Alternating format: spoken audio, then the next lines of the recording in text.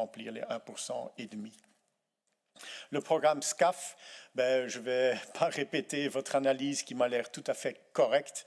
Je crois que c'est surtout un problème entre industriels.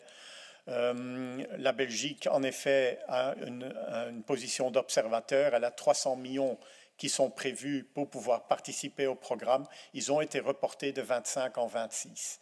Pourquoi? Parce que nous n'avons pas de certitude pour le moment où ce programme va. Et c'est clair qu'on ne veut pas investir, on ne va pas suggérer à notre ministre et au gouvernement d'investir 300 millions dans quelque chose où on ne voit pas très bien si ça va même avoir lieu un jour.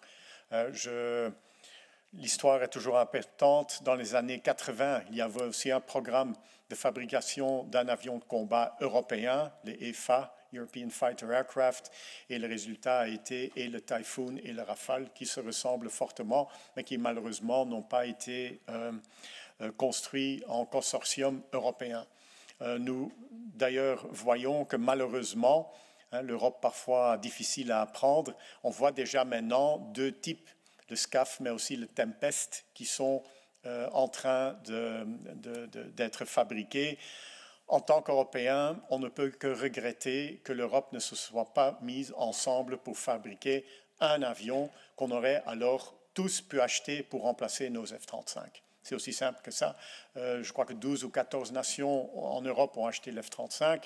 Voilà, parce qu'il est moins cher et il est meilleur opérationnellement. Malheureusement, c'est la réalité. Donc, en tant qu'Européens, veillons en 2060, 70, quand tous ces avions devront être remplacés, qu'on puisse les remplacer par un avion européen qui soit aussi bon et au même prix que l'avion américain qui, sans aucun doute, sera là prêt en 2060, 70 également. Ne nous mettons pas devant la même situation. Je le dis de façon très vocale aussi à mes collègues européens et ils sont tout à fait d'accord, mais je me rends compte aussi, depuis que je suis chef de la défense, de la puissance que ces industriels ont dans les grands pays. C'est incroyable.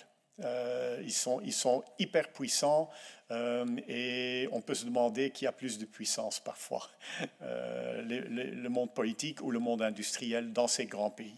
Je crois que je connais la réponse, mais je ne veux pas l'expliciter. Et c'est un débat intéressant.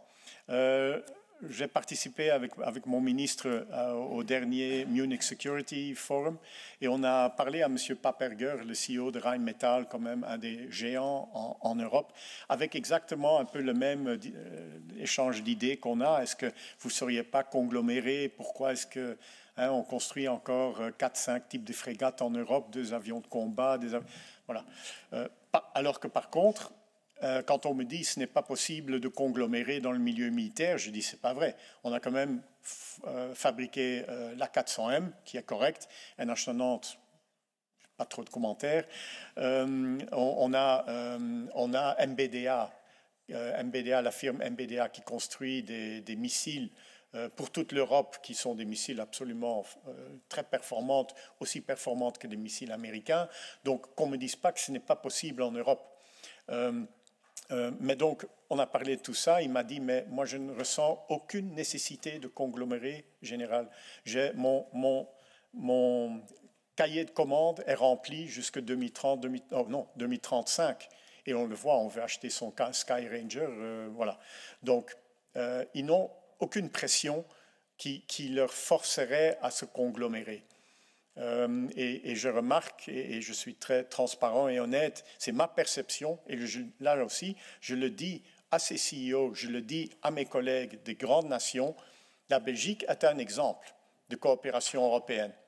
Nous faisons la police du ciel avec nos amis des Pays-Bas au-dessus du Benelux. Nous achetons du camo, un co-développement avec la France. Nous sommes dans l'escadron MRTT, donc les ravitailleurs en vol à Eindhoven, avec bientôt 2 avions. Nous avons complètement mutualisé nos marines avec les Pays-Bas. Donc, nous sommes un exemple.